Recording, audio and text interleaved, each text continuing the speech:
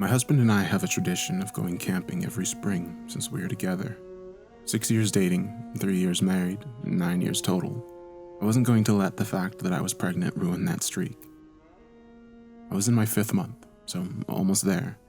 I didn't have the weirdest of cravings like most people warned me, and my baby was pretty calm. It would bump me every once in a while, but other than that, little one was a sleepy baby. Graham had asked me 1,000,002 times if I was sure I wanted to go, that it wouldn't hurt just to miss 1 year, then we could go twice next year. I just laughed every time he worried, letting him know that I was pregnant, not dying. We got the truck all packed up, food for the weekend, toiletries for the outhouses, more water than necessary.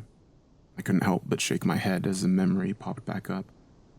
It was our senior year of college, and our 4th time going camping. The difference this time was that it was just us two. The 3 other times we had friends come along.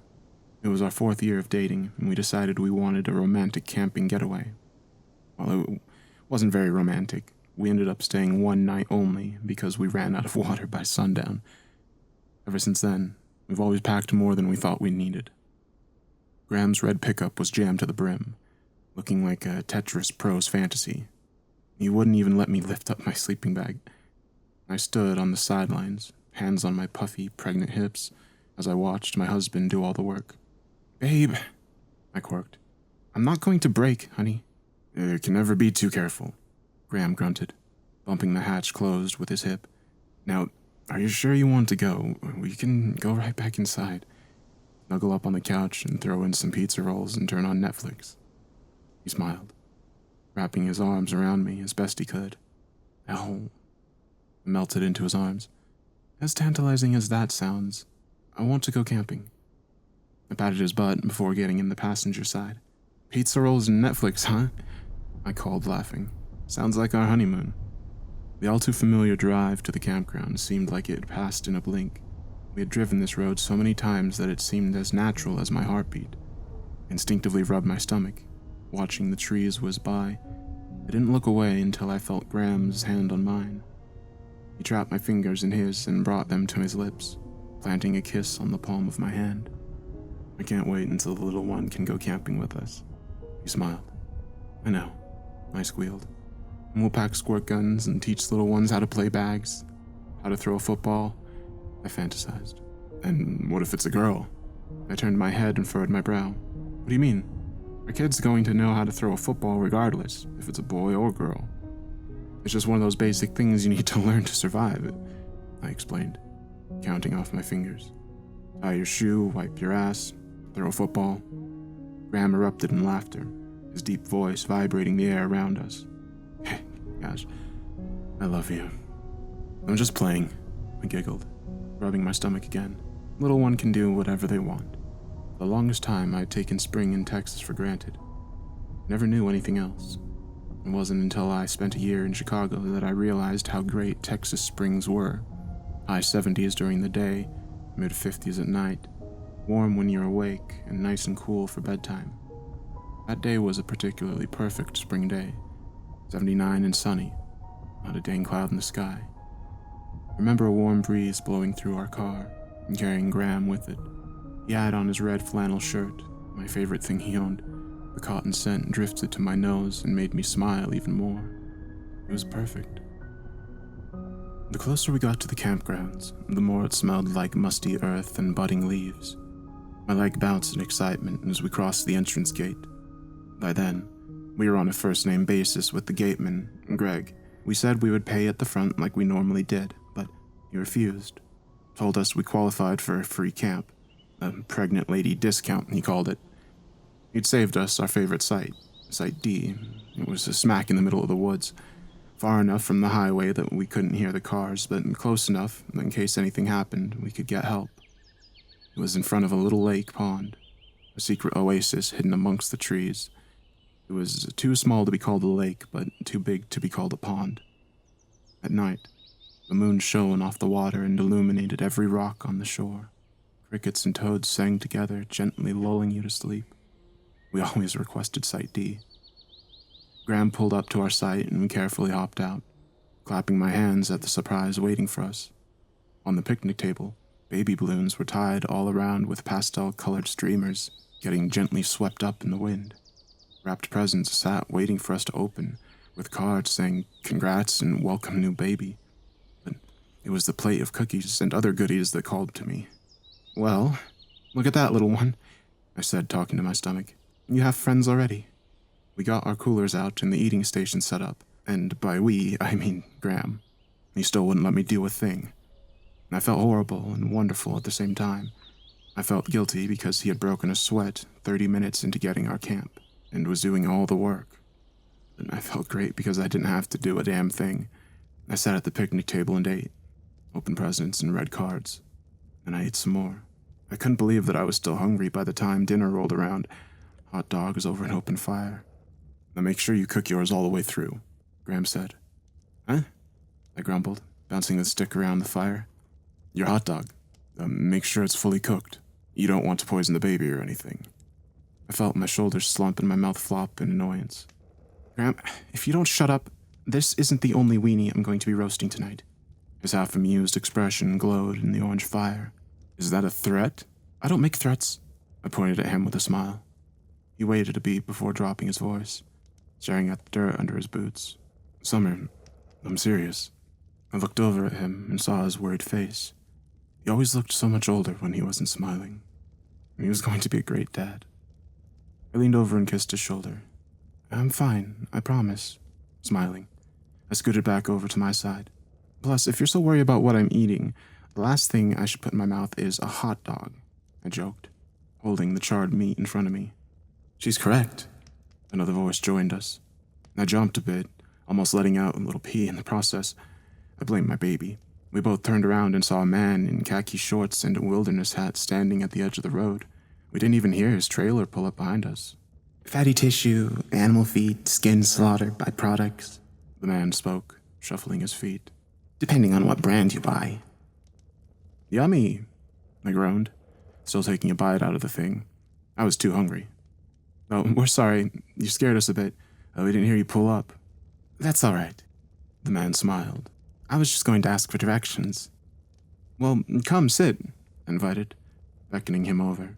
"You're welcome to a hot dog, despite the whole, by-product thing."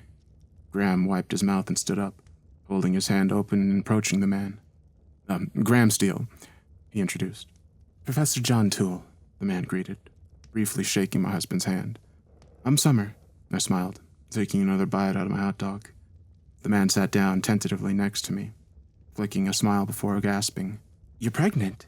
I mirrored his surprised look and stared down at my larger stomach. "What?" I looked over toward Graham and slapped his arm. Why didn't you tell me? I thought I was just getting fat." We laughed and looked over at the quizzical professor.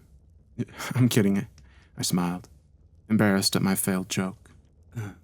May I?" I didn't even have to look at him to understand what he was asking. I nodded my head and outstretched my hand, gently placing his palm against my belly. His eyes widened in wonder. Despite the fact the little one wasn't very active, I felt a genuine smile grow over my face at the man's wonderment. "It's crazy, huh? I can't tell you how long it took me to get used to the idea that I'm growing a human." "Remarkable," Professor Jonathan mumbled. "Beautiful. Absolutely beautiful." He sat back and looked up at the two of us. "Do you know?" He pointed to my stomach, asking if we knew if it was a boy or girl. "Well, I'm hoping for a human," I joked, rubbing my stomach. "No, we don't know. We want it to be a surprise." "Lovely," Professor Jonathan smiled. "I never had any kids myself." It's never too late," Graham offered. "Oh, no," the professor shook his head, waving the thought away. "I've given up on that idea. I have different kinds of kids."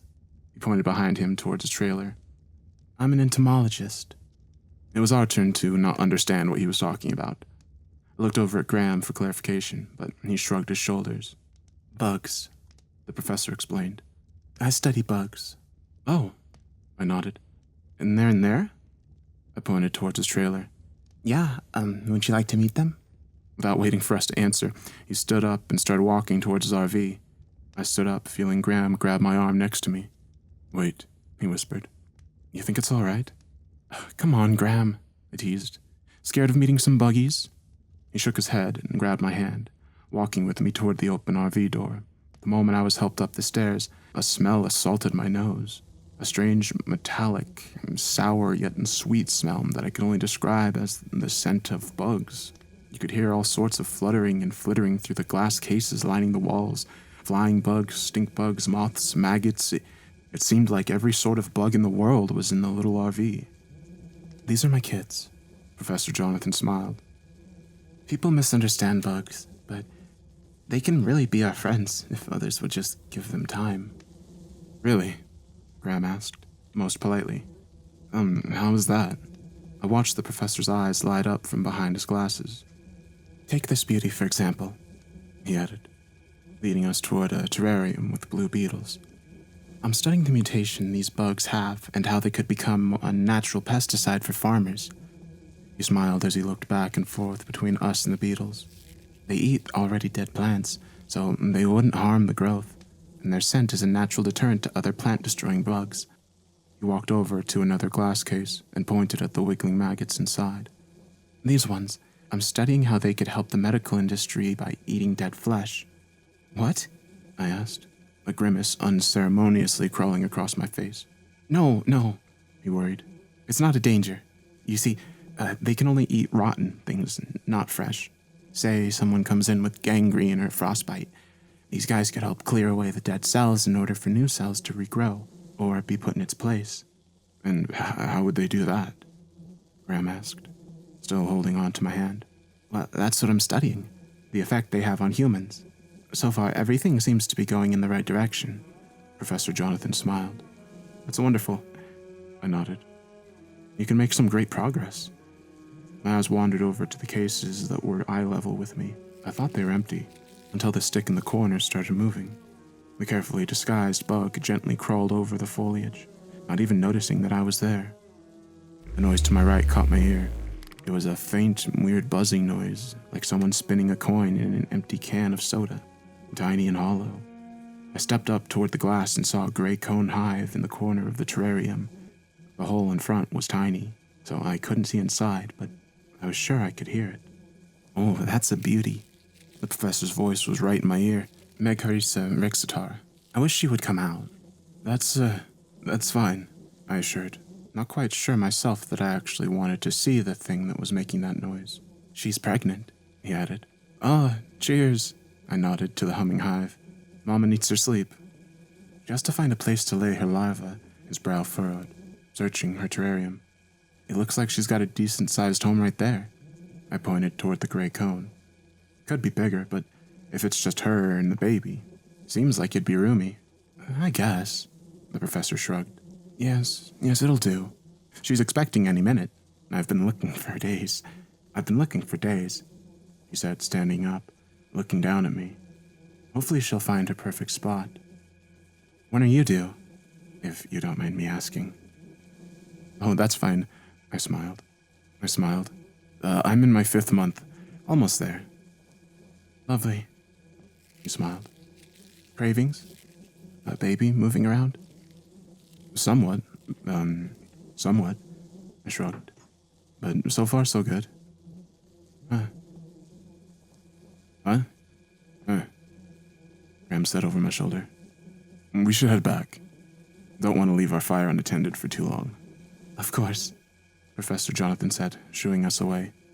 "Have a nice night. Get some rest. Stay healthy." He smiled, grabbing my hand and looking me in the eye. "You've been a great host." I stood there for a moment, looking at my own confused reflection in his glasses. I didn't really understand what he meant, but I figured that he was just being nice. I smiled and said, "You're welcome," before leaving the trailer with Graham.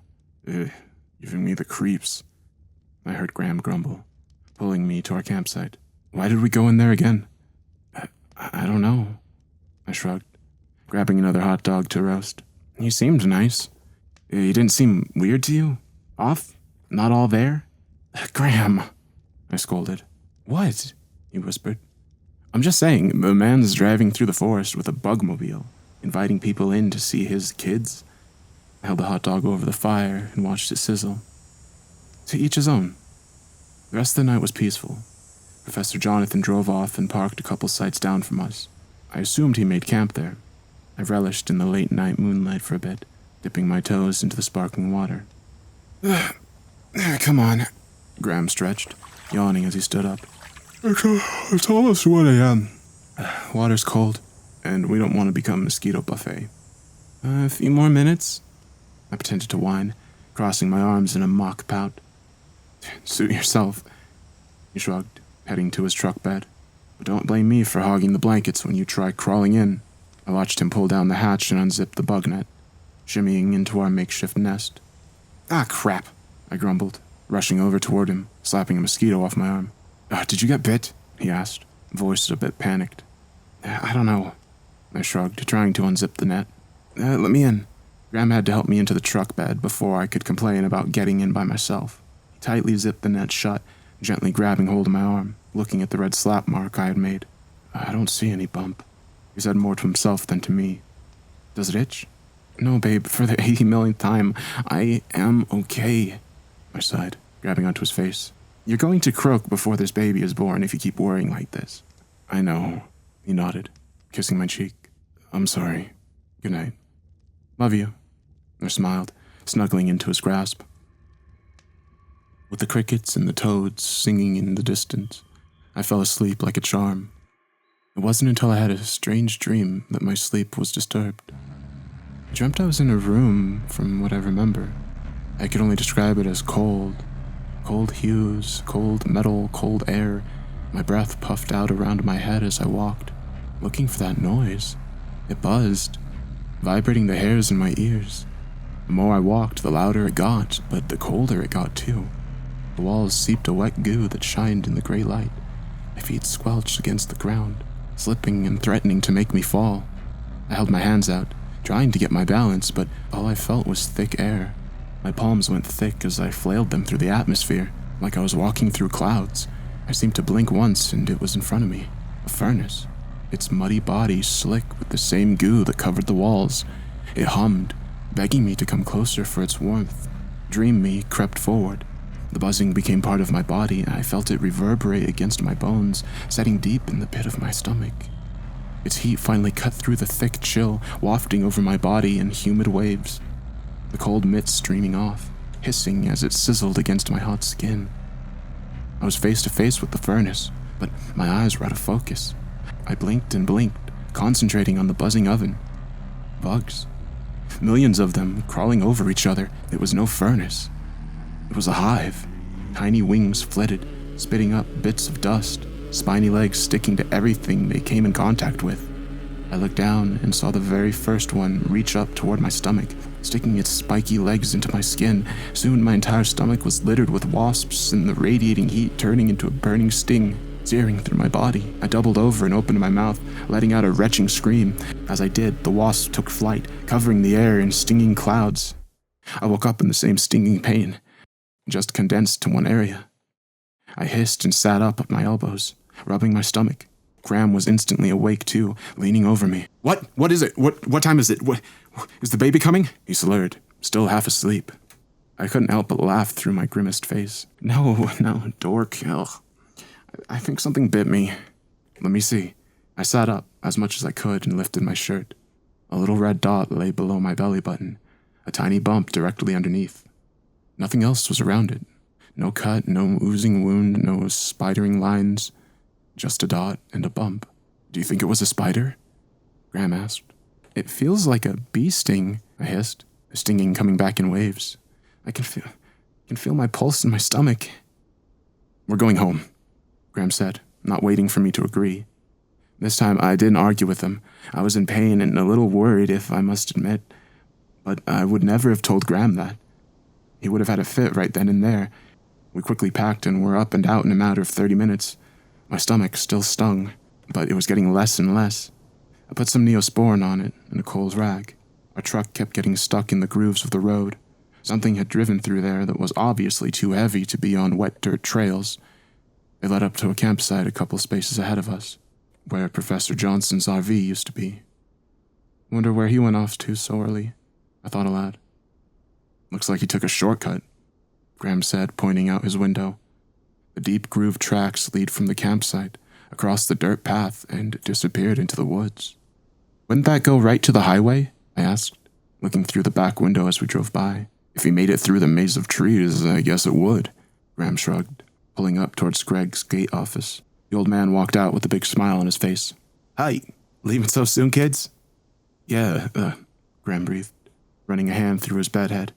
Summer got stung by something. I'm just gonna take her home. Oh, is she all right? Greg's voice mirrored my husband's. I'm fine, I called from the passenger side, poking my head over Graham's shoulder. Could I use your phone, though? Of course, Greg nodded, running to my door to help me out. I'm going to call the doctor, I said, just to make sure I don't need some special help baby defend against bee sting medicine or something. I told Greg thank you as he showed me to his office, and I plopped down on the chair by the phone. I dug around in my bag until a little laminated card slipped between my fingers and hastily dialed the doctor's number. I wouldn't have been so nervous if little one wasn't flopping around so much. Maybe he didn't like something. I knew bee stings, or bug bites in general for that matter, wouldn't reach all the way to where the baby was. But what if some poison got in my blood? What if it was going directly to the little one, or could he just feel that I was stressed out, making him stressed out, making me more stressed out? I'm not sure, but I do know that after one reassuring talk with the doctor, I was fine. No more jitters, no more flips. My sting still stung, but that was normal. Doc said to take care of the bite and the little one would be fine. Just drink some fluids, and I should be all good. And I was, until later that night. We were on the couch when I heard it, buzzing from my dream. It was in my left ear, tingling my brain and making my scalp itch. I jumped up and tried sticking my finger in my ear. What? Graham asked, fumbling next to me.